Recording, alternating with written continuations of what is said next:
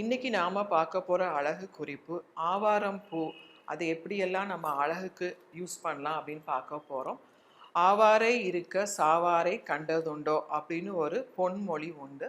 ஆவாரம் பூ எவ்வளோ மருத்துவ குணங்கள் இருக்கோ அதுக்கு ஈக்குவலா அழகு குறிப்பும் அதில் நிறையாவே நம்ம சொல்லலாம். ஃபேஸுக்கு, நம்ம உடம்புக்கு பொன் நிறமா ஆக்குறதுக்கான குவாலிட்டி ஆவாரம் பூல நிறையவே இருக்கு. ஆவாரம் பூ ரொம்ப ஈஸியாகவே எல்லா இடத்துலையுமே கிடைக்கும். தமிழ் மருந்து கடையில் பவுடராகவும் கிடைக்குது. நீங்கள் பவுடராக வாங்கி வச்சுக்கிட்டாலும் சரி, ஆர் பூ வாங்கி நீங்கள் நல்லா காய வச்சிடணும். 2 நாள் காய வச்சுட்டு அதை நல்லா வீட்லேயே நீங்கள் பவுட்ரு பண்ணிக்கலாம். அதை ஒரு பாக்ஸில் எடுத்து வச்சுக்கோங்க.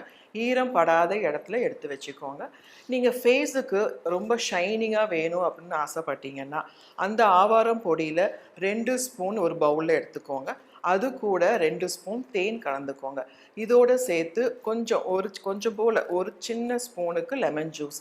இது நல்லாவே மிக்ஸ் பண்ணி ஒரு 5 மினிட்ஸ் வச்சுட்டு ஃபேஸை நல்லா வாஷ் பண்ணிக்கணும். எப்போவுமே ஃபேஸுக்கு எந்த பேக் போடுறதுக்கு முன்னாடியும் ஃபேஸை கிளென்சிங் பண்ணணும்.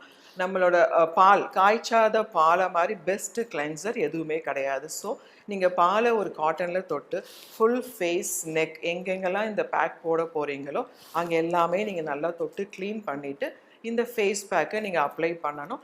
ஒரு 10 to 15 மினிட்ஸ் நீங்கள் அப்படியே ஃபேஸை ஊற விட்டுடலாம். ஃபேஸ் நெக்லேயுமே நீங்கள் ஊற விட்டுடலாம். 10 மினிட்ஸுக்கு அப்புறம் நீங்கள் நல்ல ரொட்டேஷன் மோஷனில் அப்படியே ஸ்க்ரப் பண்ணுற மாதிரி தேய்ச்சிட்டு